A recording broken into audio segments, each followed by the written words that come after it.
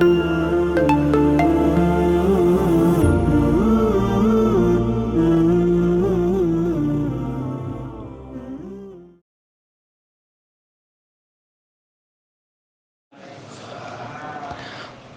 hamdalillah nahmaduhu wa nasta'inuhu wa nastaghfiruh wa na'udzu billahi min syururi anfusina wa min sayyiati a'malina. Man yahdihillahu fala mudhillalah wa man yudlil fala hadiyalah. Asyhadu an la ilaha illallah wahdahu la syarikalah wa asyhadu anna Muhammadan abduhu wa rasuluh. Ya ayyuhalladzina amanu taqullaha haqqa tuqatih wa la tamutunna illa wa antum muslimun.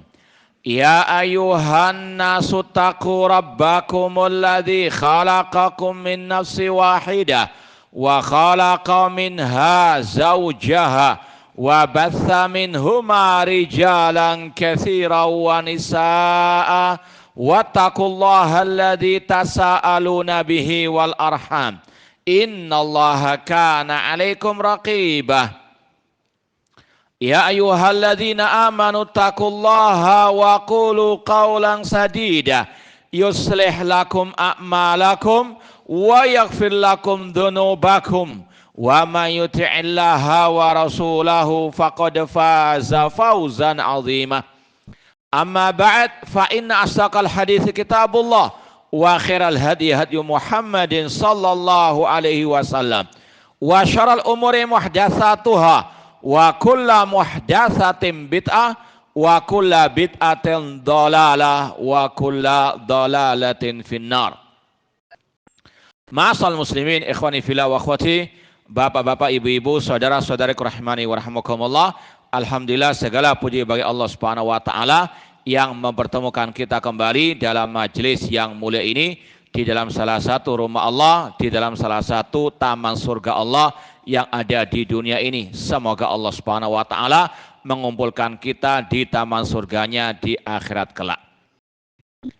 Sebagaimana yang mungkin telah antum ketahui, kajian kita pada kesempatan yang berbahagia ini dan juga yang berikutnya insyaallah ta'ala berkaitan dengan kutip atau buku kecil yang berjudul Khud Aqidataka Minal Kitabi Was Sunnah oleh Fadilatul Syekh Muhammad bin Jamil Zainu rahimallahu ta'ala. Ini merupakan sebuah risalah buku kecil yang sangat amat berharga dari salah satu masyayikh dakwah salafiyah, yaitu Syekh Muhammad bin Jamil Zainu rahimallahu ta'ala. Ya, bahkan mungkin sebagian pondok ada yang menjadikan buku ini sebagai panduan, ya, terutama mungkin kelas SD atau di sekolah ibtidaiyah, madrasah ibtidaiyah, sebagian menjadikannya ini sebagai buku panduan. Dan mungkin layak memang untuk ya anak-anak kita ya barangkali ingin untuk menghafalkan matan kitab ini juga sangat amat berharga. Ya, singkat namun padat isinya.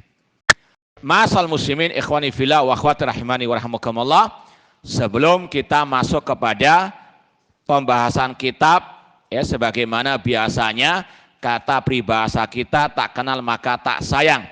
Maka perlu kita sedikit menyampaikan biografi singkat Syekh Muhammad bin Jamil Zainu rahimallahu ta'ala. Yang pertama, sebagaimana yang tercantum nama beliau Syekh Muhammad bin Jamil Zainu rahimallahu ta'ala. Beliau lahir di Suriah atau Syria, tepatnya di kota Al-Halab, tahun 1925 sebelum Indonesia merdeka.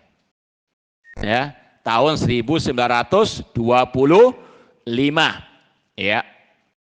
Dan beliau hijrah ke kota Mekah ya, sampai meninggal di kota Mekah tahun 2010.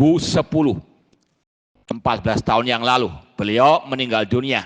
rahimahullah dalam usia berapa? 85 tahun. Ya, rahimahullah rahmatan wasi'ah. Ya, sekali lagi, lahir beliau 1925, meninggal tahun 2010. Sedikit pengalaman pribadi bersama beliau. Beliau sekali lagi tinggal di kota Mekah di akhir hidup beliau, dan alhamdulillah kita kalau umroh, ya, waktu kuliah ada kesempatan umroh, kita bersama teman-teman kadang mampir, ya, ke rumah beliau sebagai bentuk tadi tolabul ilmi, menimba ilmu dari para masyayikh di kota Mekah, diantaranya dari Syekh Muhammad bin Jamil Zainu rahimallahu ta'ala, seorang masyayikh yang luar biasa ketawaduannya, kesederhanaannya, dan yang paling istimewa lagi, beliau tidak pernah lepas dari pembahasan akidah ataupun at-tauhid, ya, baik dalam obrolan beliau, dalam nasihat-nasihat beliau, demikian pula dalam karya-karya beliau, meskipun tidak berkaitan langsung dengan akidah, namun beliau pasti sisipkan tentang masalah al-akidah.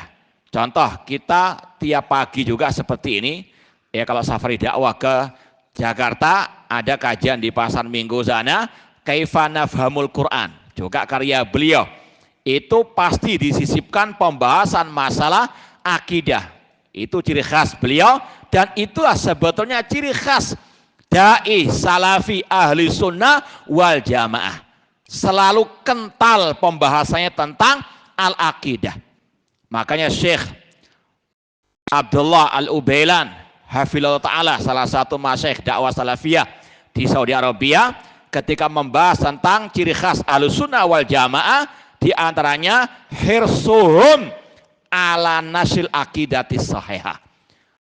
Ciri khas karakteristik ahlu sunnah wal jamaah, semangat mereka, antusias mereka dalam menyebarkan al-akidah as-sahihah. Dan itu sekali lagi sangat nampak dalam dakwah taklimnya Syekh Muhammad bin Jamil Zainu rahimahullah ta'ala, entah langsung pada waktu kita bertatap muka dengan beliau, ataupun dari lewat kitab-kitab beliau, ya. Dan juga di antara pengalaman yang unik bersama beliau, kalau kita ziarah ke para masyayikh dakwah salafiyah, itu biasanya kita yang sering bertanya. Tapi beda kalau ziarah ke beliau, beliau sering yang tanya, ya, apa arti Ar-Rahman alal arsy istawa? Ya, apa arti istawa? Siapa yang menafsirkan demikian? Meskipun simpel pertanyaannya, namun luar biasa, ya, tarbiyah dari seorang masyayikh dakwah as-salafiyah. Ini sekali lagi pengalaman pribadi bersama beliau rahimallahu rahmatan wasi'ah. Dan biasanya, dan ini juga termasuk pengalaman yang berharga juga, kalau pulang kita pasti dioleh-olehi hadiah buku-buku beliau, ya.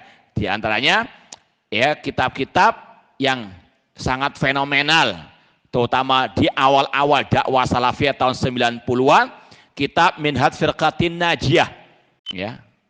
Meskipun mungkin, coba di antara antum, siapa yang pernah khatam buku ini?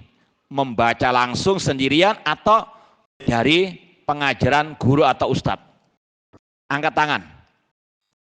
Wahid fakat. Yang lain? Kitab Minhaj Firqatin Najiyah. Sama, kurang lebih tipis bukunya, ya, tentang manhaj ahlus sunnah wal jamaah. Ini yang kita sampaikan, kalau awal-awal dakwah salafiyah dulu kental dengan pembahasan seperti ini. Meskipun kecil kitabnya, namun luar biasa pembahasan tentang akidah dan manhaj. Ya, sekali lagi, ini wallahu a'lam, ya, secara sepintas bukti ada kemerosotan di tengah-tengah orang-orang kita. Kalau dulu sekali lagi kajian-kajian yang, ya, luar biasa viralnya akidah wal manhaj.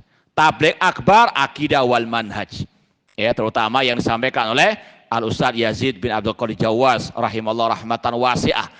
Ya, tabligh akbar pun ngaji kitab salaf, akidah salaf, Aslus Sunnah wa I'tiqaduddin. Ya, sekarang beda. Yang viral tabligh akbar sakinah mawaddah warahmah. Nah, masalah apa? Ya, mungkin muamalah kontemporer. Sekali lagi kita nggak menafikan itu penting, namun ada yang lebih penting lagi, dan ada yang lebih menunjukkan ciri khas dakwah as-salafiyah. Di antara kajian-kajian dulu yang paling banyak kitab Minhaj Firqatin Najiyah oleh Syekh Muhammad bin Jamil Zinu rahimahullah taala. Meskipun sekarang sudah mulai apa? Pudar. Bukan hanya kitab itu saja, yang lainnya juga demikian. Maka perlu untuk kita hidupkan kembali. Perlu untuk kita update lagi ciri khas dakwah salafiyah. Semangat antusias dalam belajar dan mengajarkan akidah Ahlus Sunnah, akidah salaf, al-akidah as-sahihah. Dan di antara yang juga pada waktu awal-awal munculnya dakwah salafiyah di negeri kita ini, kitab ini juga sangat amat viral, khut aqidataka minal kitabi was sunnah. Itu sekilas tentang Syekh Muhammad bin Jamil Zin rahimahullah, dan tambahan lagi beliau salah satu murid senior dari Asy-Syaikh Al-Muhaddits Al-Allamah Asy-Syaikh Muhammad Nasruddin Al-Albani rahimahullah taala, terutama ketika Syekh Albani tinggal di Suriah atau di Syria. Itu salah satu murid beliau, Syekh Muhammad bin Jamil Zin rahimahullah taala. Makanya Syekh Ali bin Hasan Al-Halabi Al-Athari dalam sebagian kitab beliau tentang biografi Syekh Albani menyebutkan di antara murid-murid Syekh Albani rahimahullah Syekh Muhammad bin Jamil Zinu rahimahullah taala rahmatan wasi'ah. Dari sini kita tahu bagaimana keilmuan beliau dan juga tentang kesohihan akidah dan manhaj beliau rahimahullah rahmatan wasi'ah. Taib, sekarang kita masuk kepada muqaddimah Syekh Muhammad bin Jamil Zin rahimahullah. Ana pegang PDF-nya, mungkin ada berbeda dengan yang terjemahan. Antum lihat kalau di terjemahan yang antum dapatkan di halaman 5, itu muqaddimah dari Syekh Muhammad bin Jamil Zinu. Ikhwani fillah wa akhwati rahimani wa rahimakumullah, Syekh setelah membawakan khutbatul hajah, innal hamdalillah nahmadu wa nasta'inuhu wa nastaghfiruh, meskipun tidak lengkap sampai ayat-ayat yang sering antum dengarkan, ya ayyuhalladzina amanu taqullaha haqqa tuqatih, tidak pakai fa in asdaqal hadisi kitabullah, namun ini juga sunnahnya Rasul. Beliau Syekh Muhammad bin Jamil Zinu punya kutip, kitab kecil, alhamdulillah juga pernah kita ajarkan beberapa kali di Surabaya, judulnya Min Bada'i Al-Qasas An-Nabawi, di antara kisah-kisah menakjubkan dari hadis Nabi. Di antaranya disebutkan tentang khutbatul hajah. Ada seorang sahabat Rasul masuk Islam karena takjub dengan isi khutbatul hajah. Ada yang ingat atau tahu nama beliau? Siapa sahabat tersebut? Masuk Islam gara-gara mendengarkan innal hamdalillah nahmaduhu wa nasta'inu wa nastaghfiruh. Sampai hanya kepada yang dibawakan oleh Syekh di sini, 2 kalimat syahadat. Ada yang bisa menjawab? Siapa nama sahabat yang masuk Islam karena mendengarkan khutbatul hajah dari Rasulullah SAW? Tidak ada. Tawadhu ya. Baik, namanya Dimat bin Tha'laba Al-Azdi. Dimat bin Tha'laba Al-Azdi rahimahullahu ta'ala.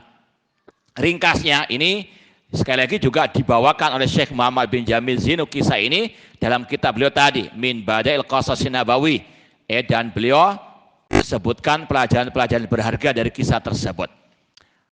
Dimat bin Tha'laba Al-Azdi Beliau waktu masih musyrik mendengar gosip kabar burung dari kaum musyrikin yang menyudutkan Nabi Muhammad SAW, bahwasanya Nabi Muhammad itu kalau istilah kita kesurupan jin, ya. Dan Dimad bin Sa'labah itu dikenal sebagai ahli ruqyah, namun ala jahiliyah. Dia punya perhatian kepada namanya Nabi Muhammad. Ya, mati sekali lagi dia masih musyrik pada waktu itu. Dalam hatinya dia mengatakan, kalau aku nanti bertemu dengan Muhammad, aku akan tawarkan ruqyaku. La'allallaha an yashfiyahu ala yadayya. Barangkali Allah menyembuhkannya lewat tanganku. Dia masih musyrik, namun masih meyakini Allah sebagai penyembuh. Ini akidah orang musyrikin. Masalah rububiyah jangan ditanya. Mereka juga mengimani apa? Rububiyah Allah. Wa ma yu'minu aktsarum billah illa wahum musyrikun. Tidaklah kebanyakan mereka beriman kecuali dalam keadaan musyrikin. Kata Abdullah bin Abbas radhiyallahu anhuma, wa min imanihim annahum idza qila lahum man khalaqas samawati wa man khalaqal arda wa man khalaqal jibal fa sayaquluna Allah. Imannya orang musyrikin jahiliyah, kalau mereka ditanya siapa menciptakan langit dan bumi, siapa yang menciptakan gunung, serentak mereka menjawab Allah. Wahum musyrikun, namun mereka musyrikun. Ini bantahan kepada sebagian dai penyesat umat yang tidak meyakini, membenarkan orang musyrikin Abu Jahal CS mengimani tauhid rububiyah. Padahal ayat-ayatnya apa? Banyak. Ya, intinya Dimad bin Sa'labah al-Azdi tadi punya keinginan kalau bertemu dengan Nabi Muhammad ingin meruqyah Nabi Muhammad. Dan Allah takdirkan ketemu dengan Nabi Muhammad SAW. Dan beliau betul tawarkan, apakah engkau mau aku ruqyah? Ya, karena beliau apa? Mendengar gosip kabar burung Nabi Muhammad itu apa? Kesurupan jin. Rasul sebelum menjawab iya atau tidak, Rasul membawakan khutbatul hajah ini. Innal hamdalillah nahmadu wa nasta'in. Namun nggak sampai lengkap. Seperti yang sering apa kita sampaikan tadi atau seperti tadi pakai ayat-ayatnya. Dipotong sampai asyhadu alla ilaha illallah wahdahu la syarikalah wa asyhadu anna Muhammadan abduhu wa rasuluh. Ketika Dimad bin Sa'labah al-Azdi mendengar khutbah hajah ini, beliau mengatakan, aku telah mendengar semua ucapan syu'ara, semua ucapan pujangga, semua ucapan dukun, penyihir. Namun aku belum pernah mendengarkan ucapan yang sangat indah ini. Ya, hati yadaka ubayyuka alal Islam. Berikan tangan wahai Muhammad, aku ingin membaiatmu masuk Islam. Ini Dimad bin Sa'labah al-Azdi radhiyallahu ta'ala anhu masuk Islam karena takjub dengan khutbatul hajah ini. Namun kalau kita tiap kajian innal hamdalillah malah ngantuk. Ya, makanya terkadang perlu untuk dikaji apa isinya. Ya, padahal mungkin tiap hari lebih dari mungkin sekali dua kali khutbah hajah kita dengar. Namun apa isinya? Ya, namun suatu saat mungkin kita perlu sampaikan atau mungkin dari ustadz yang lainnya. Intinya tadi Rasul SAW kata Syekh Muhammad bin Jamil Zinu, di antara faedah kisah tadi boleh memotong khutbatul hajah sampai di sini, ya. Apalagi mungkin ada ustadz disuruh kultum cuma 7 menit atau 5 menit. Jangan dibaca semua khutbatul habis waktunya. Disingkat saja ya sampai di sini ya. Likuli makomin makal. Fahim tom? Ya, meskipun jangan sampai kebablas. Karena kan boleh motong sampai di sini. Cuma innamal a'malu biniat. Ketika khutbah Jumat, khutbah Idul Fitri, Idul Adha nggak pernah lengkap. Kenapa? Takut mengatakan wasyaral umuri muhdatsatuha fa inna kulla bid'atin. Nah, ini berbeda lagi pembahasannya. Ini pengecut. Masa bawakan khutbatul hajah seperti itu saja? Takut atau takut nggak diundang gara-gara membawakan kulla bid'atin dolalah. Paham dong? Ya. Sekali lagi, secara asal boleh-boleh saja. Memotong sampai di sini tidak lengkap ya ayyuhalladzina taqullaha haqqa tuqatih dan seterusnya. Kata Syekh, amma ba'du Fahadi as'ilatun hama fil aqidah. Ujibu 'alaiha ma'a dzikri dalil minal Qur'ani wal hadis. Buku ini, risalah ini, kutip ini, kata beliau bentuknya berupa soal jawab. Ya, ada pertanyaan, beliau yang membuat pertanyaan sendiri, beliau yang menjawab. Wallahu alam, ini juga termasuk salah satu sunnah Rasul dalam at-ta'lim. Ya, Rasul terkadang, dan insya Allah sudah sering antum lewati hadis-hadis Rasul tentang masalah ini, yaitu Rasul sebelum mengajarkan suatu pengajaran, beliau tanya dulu kepada para sahabat. Baik, biar antum nggak ngantuk. Ini juga sunnah Rasul, antum jangan marah. Anak tanya, ya, sebutkan 3 hadis Rasul, meskipun ringkasannya yang ada soal jawab. Ya, Rasul dengan sahabat. Hadis tentang apa saja, ringkasnya saja. 6. Ainallah ahsanta. Yang lain, yang kedua, banyak. 10 sangat ya bisa mungkin, cuma cukup 3 saja. Yang lain, bismillah. Atadruna mal muflis, tahukah kalian siapa orang yang bangkrut itu? Apalagi? Nah, mau 10 atau 3 aja? Ya? Atau antum kalau dikasih sedikit malah nggak bisa? Nah, yang ketiga hadis apa? Ya Mu'ad, atadri ma haqqullah 'alal ibad wa ma haqqul ibadi 'alallah. Kepada Ubay bin Ka'ab Rasul mengatakan ayu ayatin fi kitabillahi a'dhamu, dan masih banyak yang lainnya. Jadi kadang metode taklimnya Rasul tidak langsung Rasul menyampaikan ilmu tersebut, namun dengan apa? Soal jawab. Di antara fungsinya kata para ulama untuk menyiapkan ya pemikiran ataupun akal kita menerima ya ilmu tersebut. Kadang-kadang kalau langsung disampaikan ilmu masih ngantuk, nggak masuk ilmu tersebut. Paham ya? Coba yang ngantuk bangun. Ya, intinya ya untuk ya kita siap menerima ilmu tersebut. Jadi sekali lagi metode ini wallahu alam salah satu metode taklim ala Rasulullah SAW, soal dan jawab. Dan ini juga dipakai oleh sebagian ulama seperti Syekh Hafidz Al-Hakami ya, dalam kitab beliau A'lam Sunnal Mansyurah, itu lebih tebal lagi, bentuknya juga sama, soal jawab, pertanyaan beliau jawab. Jadi sekali lagi ini sangat bermanfaat. Dan lebih penting lagi ini berkaitan dengan akidah tadi.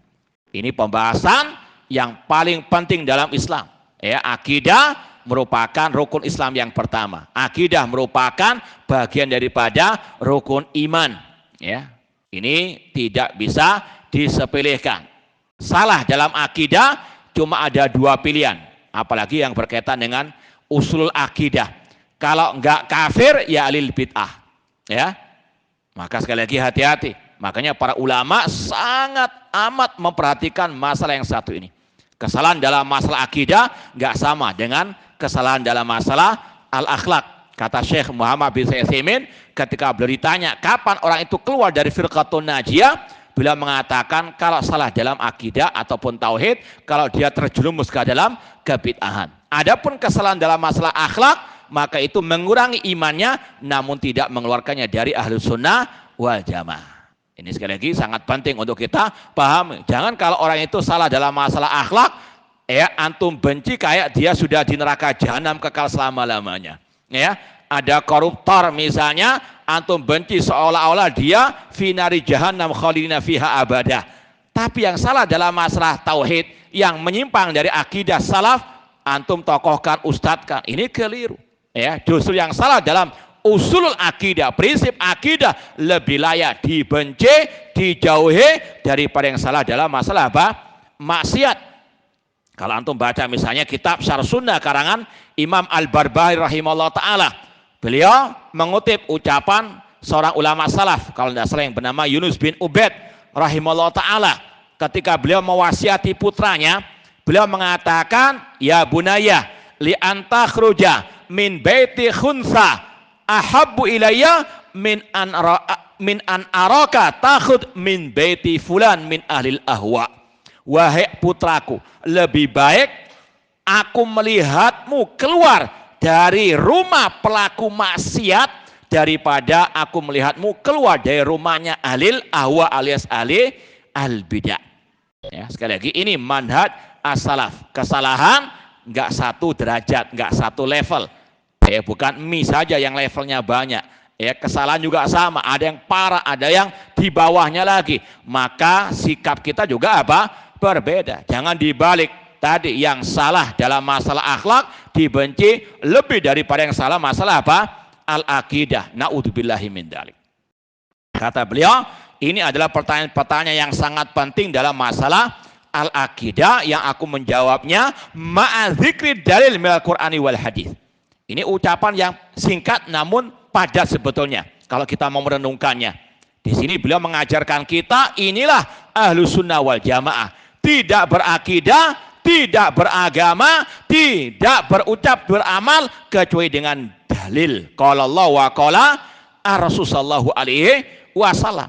Dan antum mungkin yang pernah belajar kitab Al-Usulus Salasah, di awal bab diajarkan ucapan Imam Al-Bukhari, al-ilmu qoblal qawli wal amal. Ilmu sebelum berucap, sebelum beramal. Ini ya prinsip dalam kita apa? Beragama. Apalagi kalau antum sudah menjadi ya ustadz dai, jangan asal apa nulis di medsos tanpa ditimbang dengan qala Allah wa qala Rasul.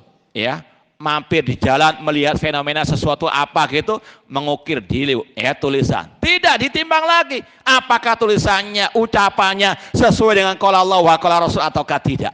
Ya, ucapannya hanya apa? Modal retorika yang indah. Naudzubillah min, ini bukan ciri dakwah salafiyah. Dai salafi, talibul ilmi as-salafi, ya ucapannya al ilmu qoblal qawli wal amal. Ini yang diajarkan oleh para ulama, di antara Syekh Muhammad bin Jamil Zain rahimahullah taala. Kata beliau, soal jawab ini ya berdasarkan dalil dari Al-Quran dan Sunnah Rasulullah sallallahu alaihi wasallam, apalagi dalam bab al-aqidah. Makanya Syekhul Islam Ibnu Taimiyah rahimahullah berkata, al-i'tiqadu laisa li wa laisa liman akbaru minni. Akidah itu bukan karangan-karanganku dan bukan karangan ulama yang lebih senior dariku.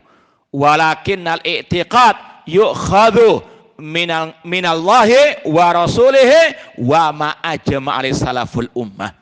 Namun akidah itu diambil dari Al-Quran dan hadis serta ucapan para salafus saleh. Ini pegangan kita. Dan ini juga apa? Kita jadikan barometer.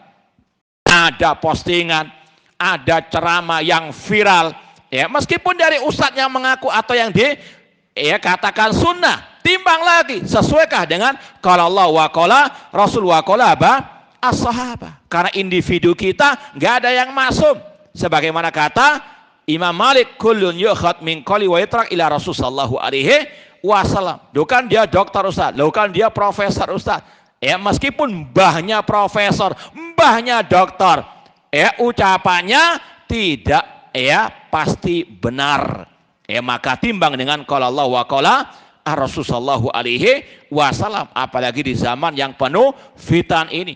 Ya, maka harus betul-betul selektif.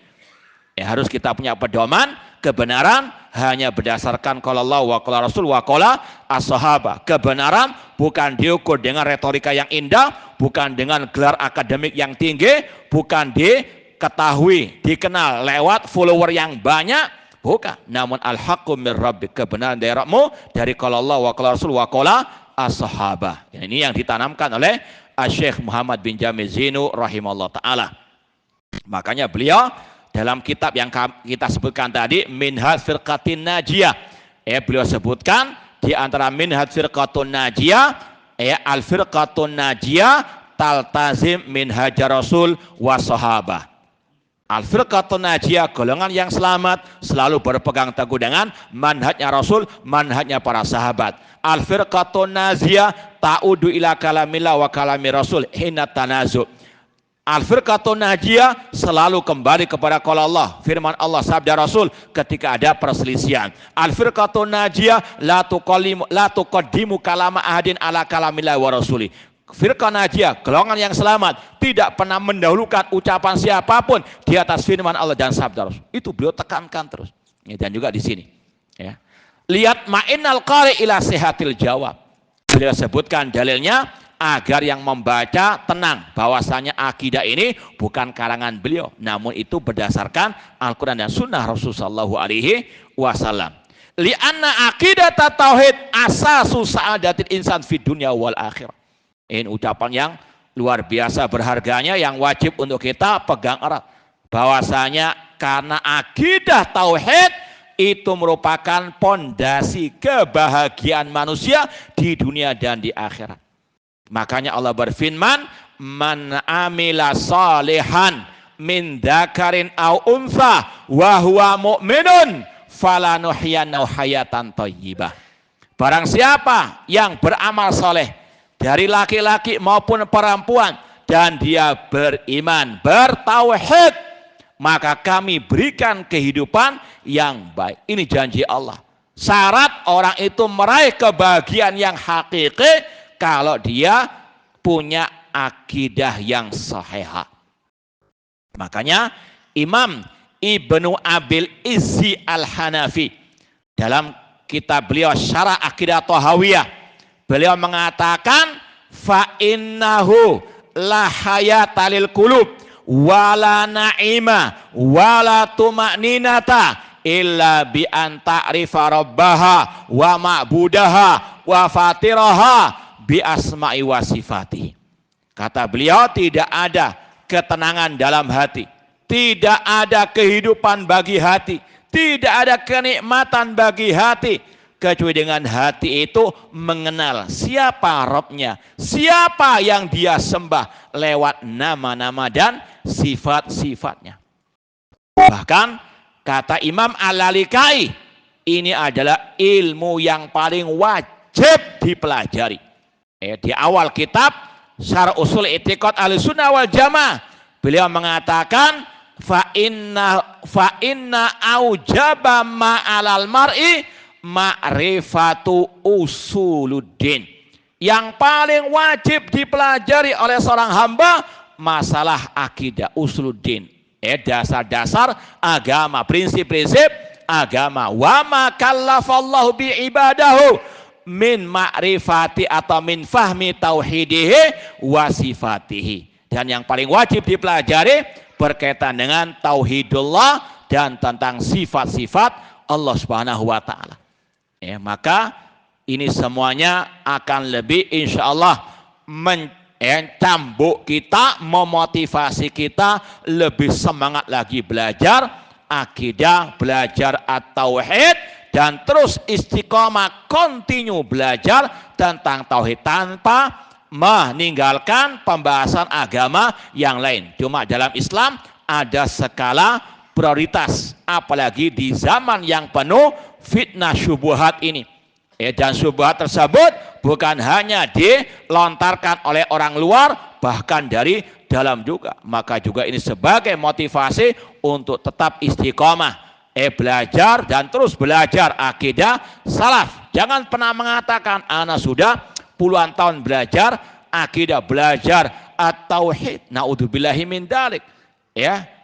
Apakah tidak pernah antum mendengar Rasul SAW selalu berdoa kepada Allah, ya muqallibal qulub tsabit qulubana ala din. Ini Rasul SAW khawatir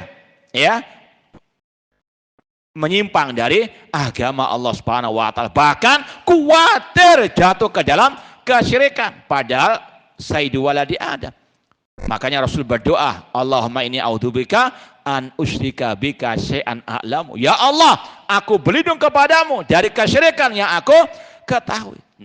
Nabi Ibrahim Khalilullah, kekasih Allah, berdoa kepada Allah, wa janubani wa baniya an na'budal asnam. Ya Allah, jauhkanlah aku dan anak keturunanku dari menyembah berhala. Dua manusia yang paling kokoh akidahnya, tauhidnya, namun masih khawatir, takut jatuh ke dalam penyimpangan dalam Al-aqid. Apalagi kita. Maka usaha terus maksimal untuk belajar tentang akidah salaf, akidah Ahlus Sunnah wal Jamaah, agar kita bisa selamat fid dunya wal akhirah. Wallahu as'alu an yanfa bihal muslimin wa yaj'ala khalisan lillahi ta'ala. Itu mukadimah dari Syekh Muhammad bin Jamil Zinu rahimallahu ta'ala. Kemudian langsung kita buka yang terjemahan itu halaman 10.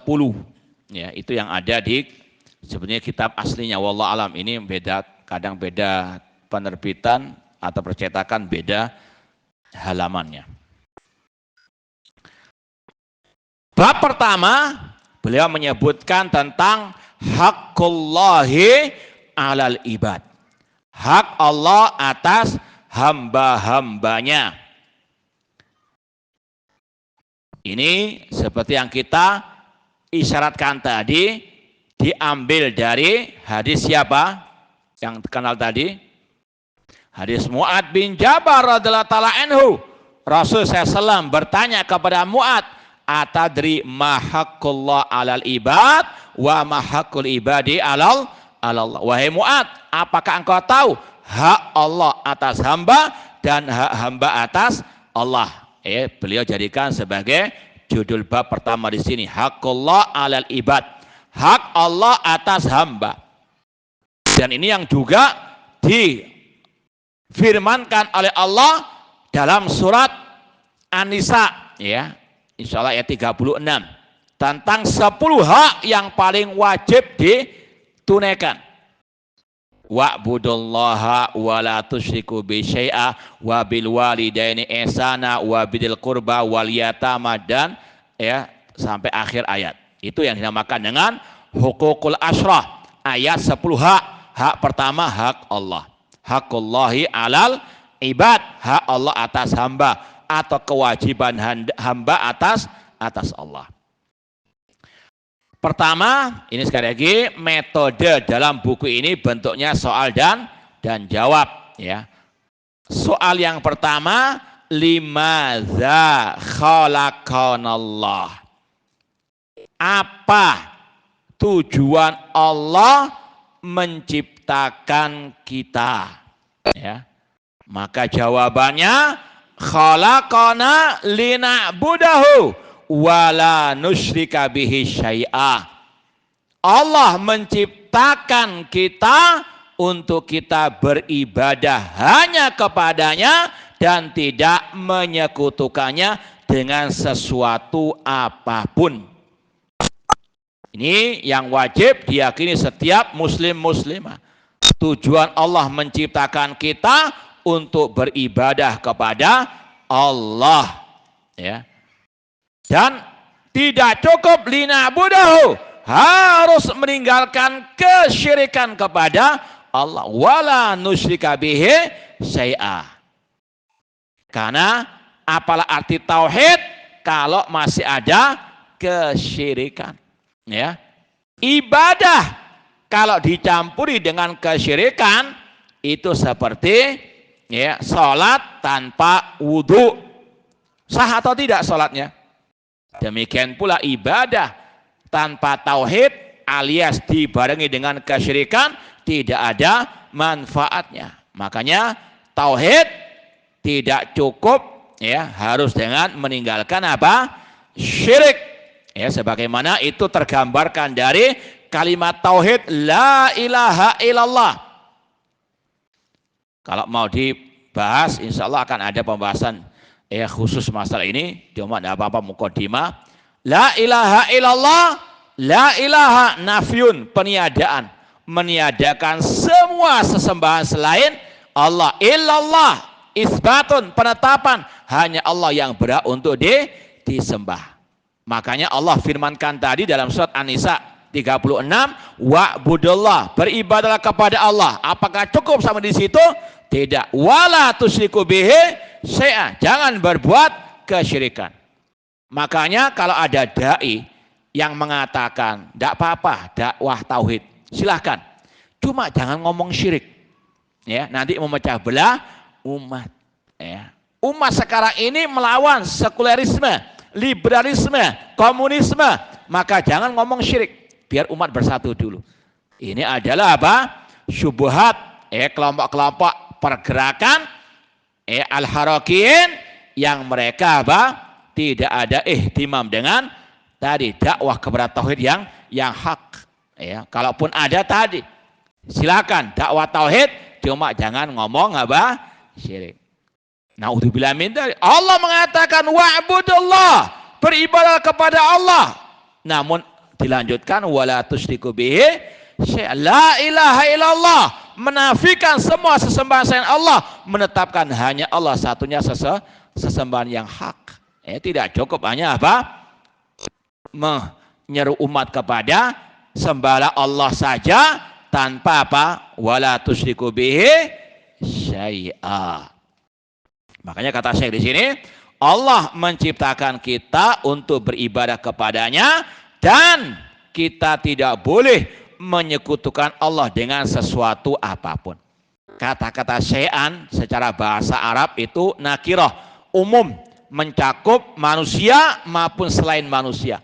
Tidak boleh menyekutukan Allah dengan malaikat, dengan nabi, dengan para wali, dengan kuburan keramat, dengan sapi atau dengan selain Allah Subhanahu wa taala.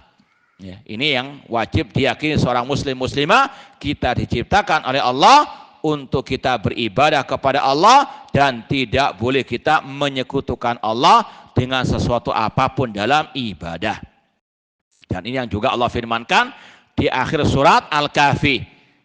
Ya, kul innama ana basyarun mislukum yuha ilayya annama ilahukum ilahun wahid. Faman kana yarju liqa rabbih falyamal amalan salihah wala yusyrik bi ibadati rabbih ahada. Katakan wahai Nabi Muhammad, sesungguhnya aku manusia sebagaimana kalian. Nabi Muhammad manusia. Dia atau beliau tidak diciptakan dari cahaya Allah sebagaimana klaim ahlul bidah. Ya, beliau diciptakan sama dengan manusia yang lain. Kul innama ana basyarun mislukum. Namun beliau yuha ilai, diberi wahyu. Makanya Rasul mengatakan la tutruni kama atratin nasr Isa ibn Maryam. Jangan kalian berlebih-lebihan dalam menyanjung diriku sebagaimana orang-orang Nasara berlebih-lebihan dalam menyanjung Nabi Isa. Ya, ini juga bantahan kepada dai yang ingin menyamakan ayat Al-Quran tentang Isa dengan apa? Ya, yang disampaikan yang cocok dengan orang-orang An-Nasara saja. Tidak disampaikan dalam Al-Quran. Allah mengkafirkan orang-orang yang mengatakan Nabi Isa itu adalah Allah. Laqad kafara alladziina qalu innallaha huwal masihu ibnu Maryam. Sungguh kafir kata Allah orang yang mengatakan Allah adalah apa? Isa. Ya, demikian pula Allah mengatakan innalladzina kafaru min ahlil kitabi wal musyrikina fi nari jahannam khalidina fiha ulaika hum syarrul bariyah. Dan juga Rasul mengatakan tadi, jangan sebagaimana Nasara yang berlebih-lebihan menyanjung Nabi Isa sampai mengangkatnya sebagai Tuhan, anak Tuhan dan seterusnya. Naudzubillah min dzalik. Dan Allah membantah mereka dengan ayat lam yalid walam yulad. Ini yang layak untuk disampaikan kepada mereka. Naudzubillah min dzalik, kalau sampai dengan nama toleransi ingin menyamakan Islam dengan agama An-Nasara tentang Isa alaihi assalam. Ya, sangat jauh berbeda. Adzan ya. Baik, insyaallah kita lanjutkan setelah adzan. Wallahu taala alam.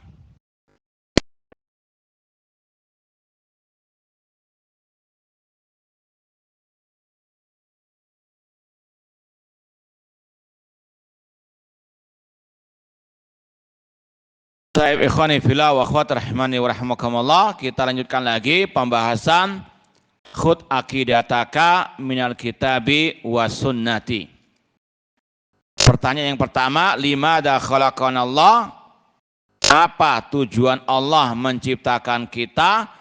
Kata Syekh, Allah menciptakan kita untuk kita beribadah kepada Allah dan tidak menyekutukan Allah dengan sesuatu apapun. Wad dalil qaulu ta'ala fi suratiz Dzariyat. Dalilnya dalam surat Az-Zariyat, wa ma khalaqtul jinna wal insa illa liya'budun. Tidaklah aku, kata Allah, menciptakan jin dan manusia kecuali untuk liya'buduni, untuk beribadah kepadaku. Jin juga sama. Allah ciptakan mereka untuk beribadah kepada Allah. Maka sungguh sangat sesat yang menyembah al-jin, ya, dengan misalnya berdoa kepada jin ataupun menyembelih hewan korban untuk apa?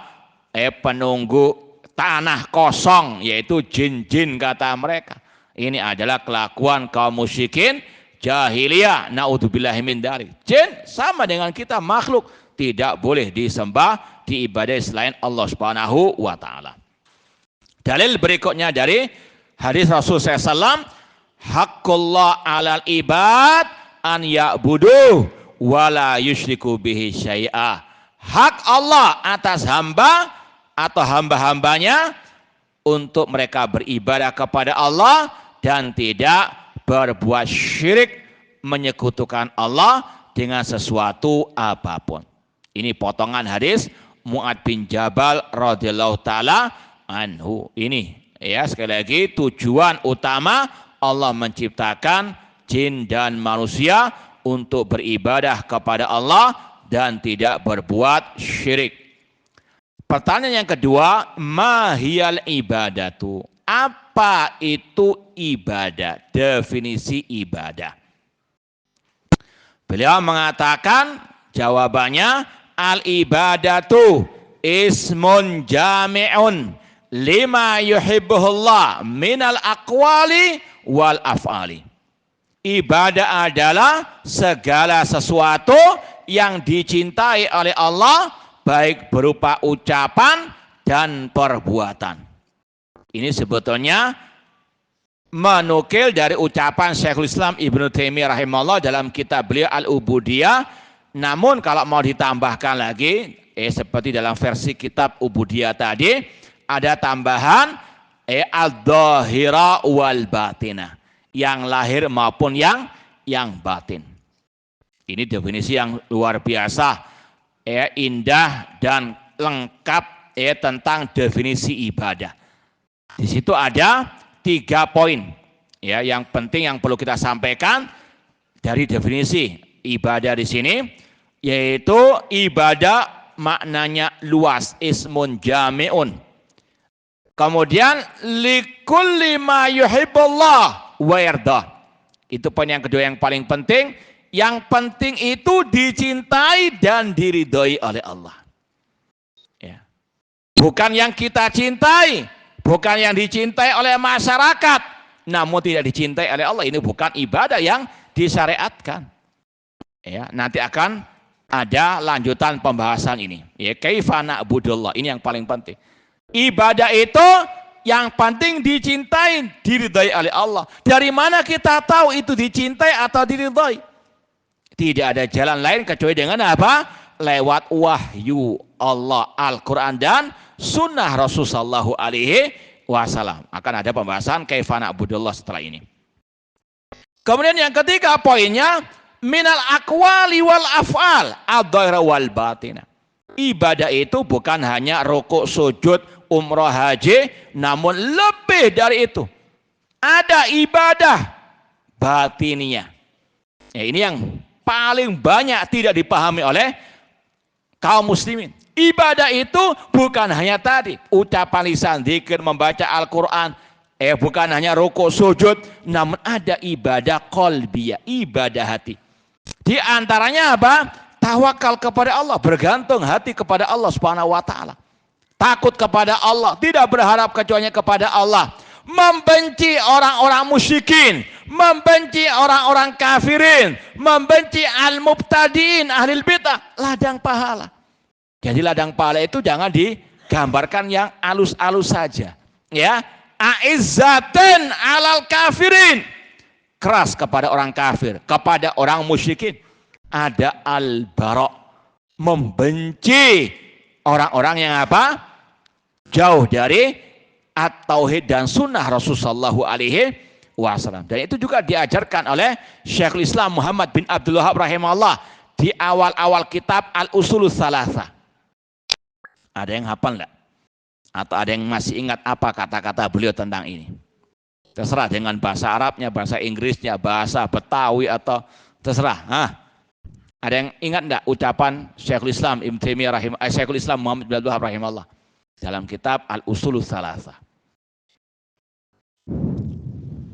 Taib, anak tanya, siapa yang pernah khatam kitab Usulus Tsalatsa?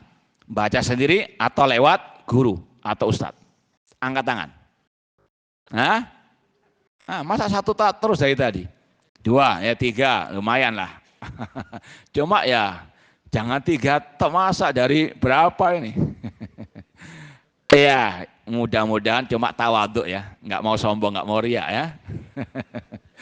Taib, wafaqanallahu wa iyyakum.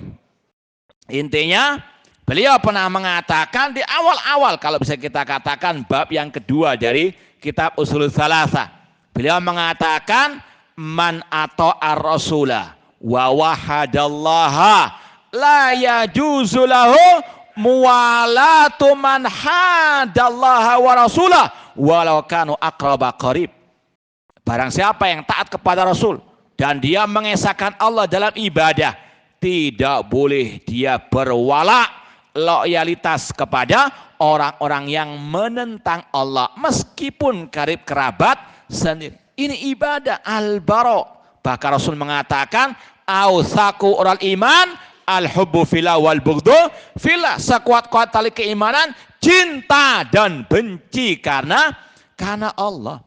Ya, kalau Anda mengaku ya cinta karena Allah kepada seseorang, maka apa? Cintanya karena diantaranya al-akidah.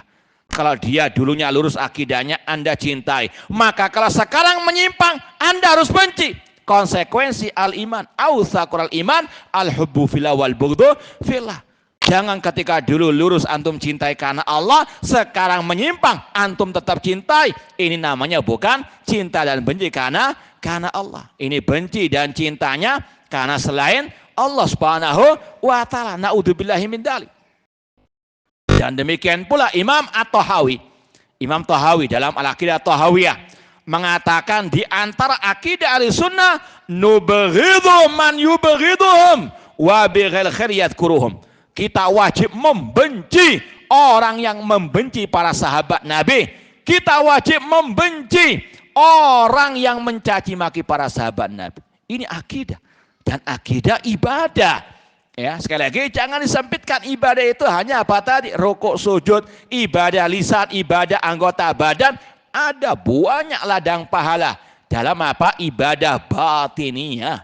Paham toh? Antum membenci ahlul bid'ah, membenci dai penyesat umat, itu ibadah, itu ladang pahala.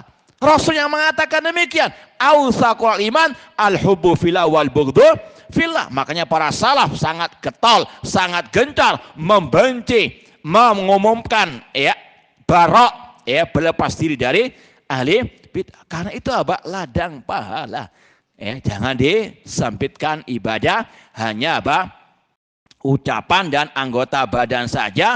Makanya kita tambahkan lagi biar lebih jelas yang lahir maupun yang batin. Itu yang lengkap dari definisi Syekhul Islam Ibnu Taimiyah dalam kitab beliau Al-Ubudiyah. Paham dong? Paham dong lah? Ya, dan ini juga berkaitan dengan tadi at-tauhid, berkaitan dengan wa ma khalaqtul jinna wal insa illa liya'budun. Tawakal kita hanya kepada Allah, tauhid. Kita tidak takut kecuali kepada tauhid. Ya, kita membenci orang kafir karena Allah. Ini konsekuensi at-tauhid. Ya, jadi ada banyak ladang pahala dalam apa?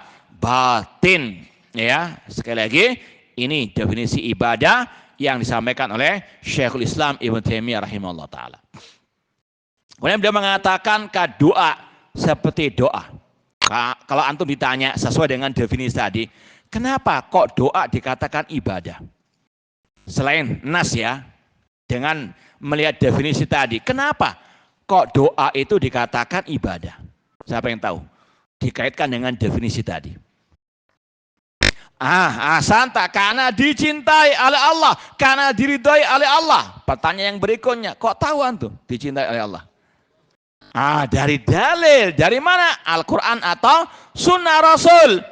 Allah mengatakan, ud'uni astajib lak. Allah yang menyuruh kita. Berarti Allah mencintai doa. Maka itu namanya apa? Al-ibadah. Faham dong? Ditambah lagi dengan hadis Rasul, ad-du'a huwal ibadah. Kemudian wassalah, salat termasuk ibadah. Kalau berkaitan dengan definisi tadi, kenapa kok salat dikatakan ibadah? Kembali lagi, karena dicintai oleh Allah, diridhoi oleh Allah. Dari mana kita tahu? Dari dalil. Wa aqimu as-salah, ya, dan seterusnya. Bunil Islam ala khamsin, sabda Rasulullah sallallahu alaihi wasallam. Wadabah, menyembelih, itu juga termasuk ibadah. Dari mana kita tahu? Sesuai dengan definisi tadi, karena dicintai, diridhoi oleh Allah. Dari mana kita tahu itu dicintai, diridhoi Allah Ta'ala? Dari apa? Mana dalilnya? Fasalli li rabbika, kul inna salati wa nusuki. Nah, semuanya bidalil. Ya, Islam dengan dalil, bukan dengan akal-akalan, bukan dengan baperan, ya, dan seterusnya. Ya, ini diantaranya definisi al-ibadah. Qala ta'ala, kul inna salati wa nusuki wa mahyaya wa mamati lillahi rabbil alamin. Katakanlah, sesungguhnya salatku, sesembelihanku, hidup dan matiku hanya untuk Allah Rabb semesta alam.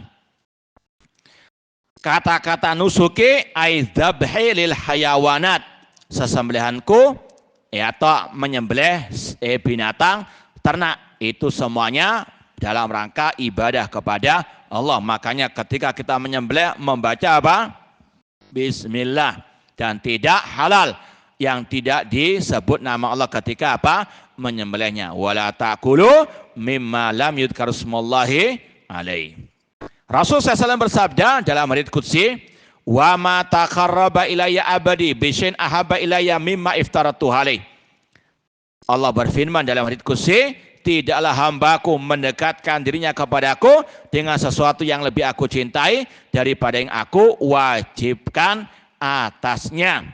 Ya, artinya apa? Ibadah harus sesuai dengan yang dicintai dan diridhoi oleh Allah, dan kita tidak tahu apa yang Allah wajibkan, yang Allah cintai, Allah ridhoi, kecuali dengan wahyu ilahi, Al-Quran atau sunnah Rasul sallallahu alaihi wasallam. Nah, sekarang ditegaskan lagi poin yang ketiga, kaifa na'budullaha. Bagaimana cara kita beribadah kepada Allah? Ini juga penting sekali. Jawabannya kata Syekh, kama amaranallahu wa rasuluhu. Kita beribadah kepada Allah sesuai dengan yang diperintahkan oleh Allah dan Rasulnya sallallahu alaihi wasallam. Tidak ngarang sendiri, tidak asal-asalan, karena tadi namanya ibadah yang dicintai oleh Allah, dan kita tidak tahu apa yang Allah cintai kecuali dengan petunjuk dari Allah dan Rasulnya sallallahu alaihi wasallam. Dalilnya, ya ayyuhalladzina amanu atiullaha wa ati rasulah wa la tubtilu a'malakum. Wahai orang-orang yang beriman, taatilah Allah dan taatilah Rasul, jangan kalian membatalkan amal kalian, yaitu dengan syirik, dengan al-bid'ah. Ya, Rasul SAW bersabda, man amila amalan laisa alaihi amruna fahuwa raddun. Barang siapa mengamalkan suatu amalan yang tidak sesuai dengan ajaran kami, maka tertolak. Bukan hanya tertolak, dia juga berdosa. Sebagian orang mengira, kan nggak apa-apa ditolak. Bukan ditolak saja yang berbuat bid'ah, namun apa buahnya, ancamannya. Karena nasnya bukan satu ini saja. Orang yang berbuat bid'ah, kullu bid'atin dolalah wa kullu dolalatin finnar, ancamannya neraka. Meskipun kita bukan menvonis perorangannya pasti masuk apa? Neraka. Cuma ini ancaman bagi yang apa? Berbuat kebid'ahan. Demikian pula tadi dibacakan oleh imam kita akhir-akhir surat An-Nur, falyahdzaril ladzina yukhalifuna an amrihi an tusibahum fitnatun aw yusibahum adzabun alim. Berhati-hatilah orang-orang yang menyelisih ajaran Rasul, untuk mereka ditimpa fitnah atau azab yang ancaman bagi yang apa? berbuat bid'ah alias melaksanakan ibadah yang tidak pernah diajarkan oleh Rasulullah sallallahu alaihi wasallam. Lanjut apa cukup? Hah? Lanjut, tinggal 2 poin ya, kita selesaikan malam ini juga bab yang pertama. Poin yang keempat, hal na'budullaha khaufan wa tama'a. Pertanyaannya, apakah kita beribadah kepada Allah dengan diiringi rasa takut dan berharap? Takut adab Allah, mengharap pahala Allah? Kata Syekh, na'am na'buduhu kadzalik. Iya, kita beribadah kepada Allah dengan diiringi rasa takut dan berharap. Ya. Kenapa demikian? Karena Allah mensifati orang beriman. Qala ta'ala yasiful mu'minin yad'una rabbahum khaufan wa tama'ah. Allah ketika memuji orang-orang yang beriman ketika beribadah, mereka berdoa kepada Rabb mereka khaufan wa tama'ah. Berarti Allah mencintai, meridhai ibadah yang diiringi dengan khaufan wa tama'ah. Dan ini bukan satu-satunya dalil, ya ini saja. Ada banyak ayat yang lainnya.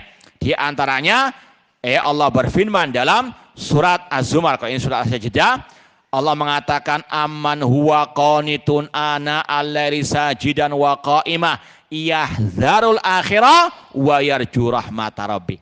Apakah sama kata Allah orang-orang yang berdiri di kala malam hari salat tahajud, ya, amman huwa qanitun ana al-laili sajidan wa qa'imah, sujud dan berdiri beribadah kepada Allah, yahdzarul akhirah, dia takut negeri akhirat dan dia mengharap pahala dari Allah. Ini Allah memuji orang-orang tersebut ketika beribadah yang diiringi dengan rasa takut dan rasa apa? Berharap. Maka sesat kalau ada yang mengatakan kita beribadah kepada Allah hanya karena cinta kepada Allah. Kita enggak mengharap surga, enggak mengharap dijauhkan dari api neraka.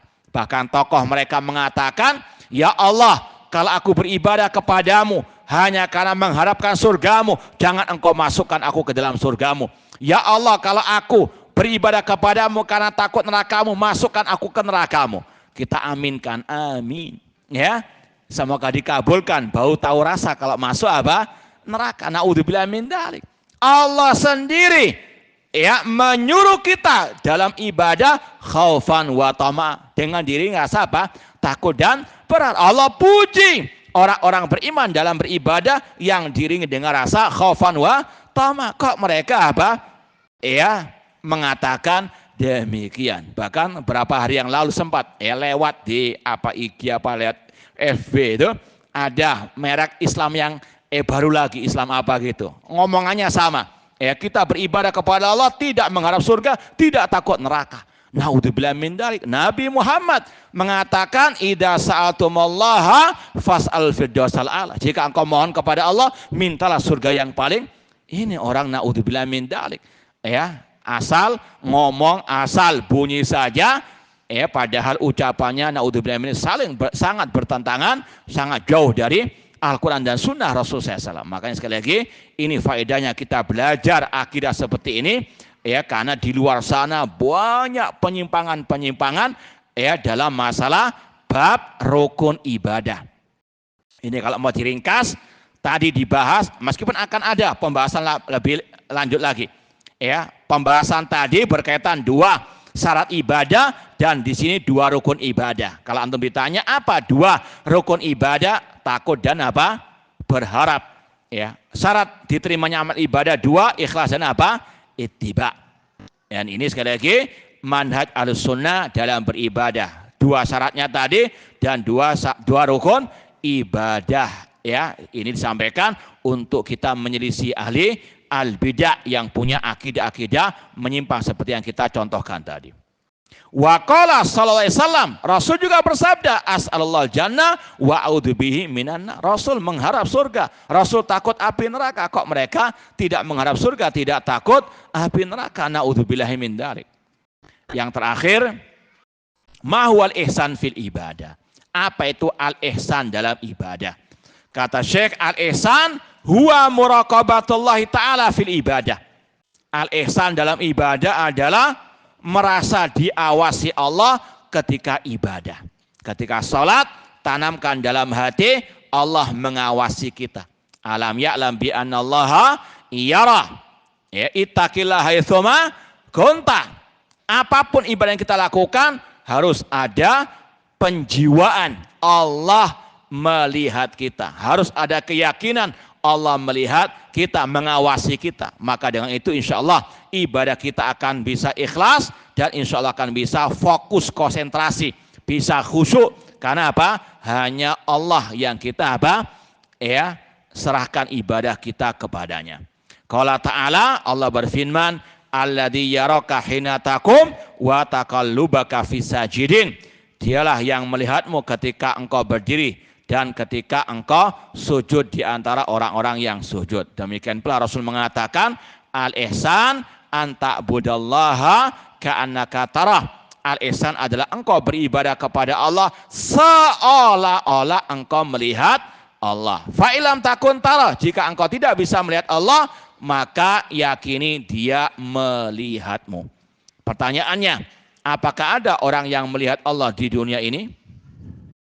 Bismillah.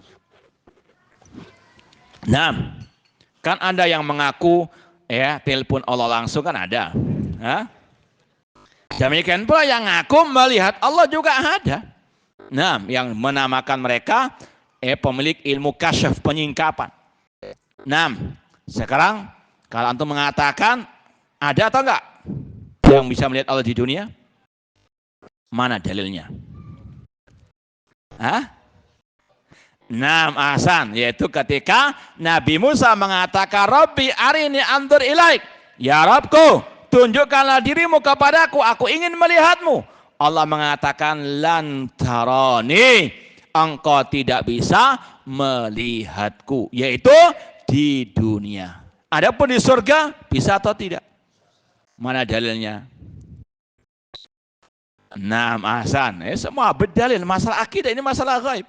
Wujuhu yawma idzin nadhira ila rabbiha nadhira, banyak ayatnya juga banyak hadisnya. Intinya di dunia tidak ada satupun yang bisa melihat Allah. Malaikat Nabi Musa kekasih Khalilullah ataupun Kalimullah tidak melihat Allah, padahal beliau memohon kepada Allah ketika berdialog di Bukit Atur. Namun Allah mengatakan lan tarani. Bahkan Nabi kita Muhammad SAW ketika Isra wal Mi'raj, ketika ditanya oleh Abu Dzar, hal ra'aita rabbak, apakah engkau melihat Rabbmu? Kata Rasul, nurun anna arah, ada cahaya yang menghalangiku.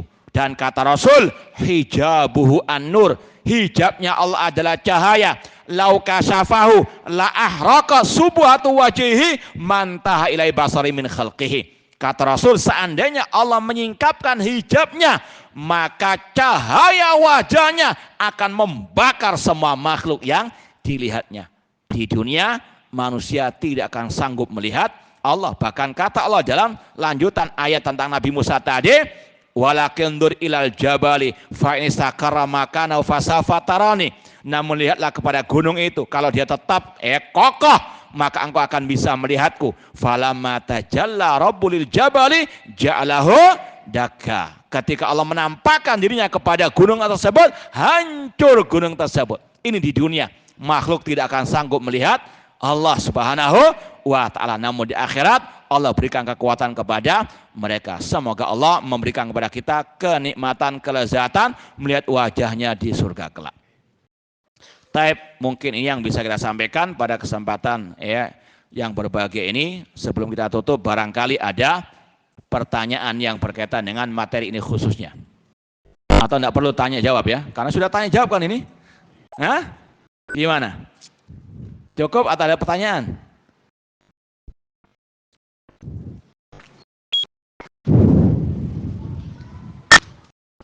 Tidak ada?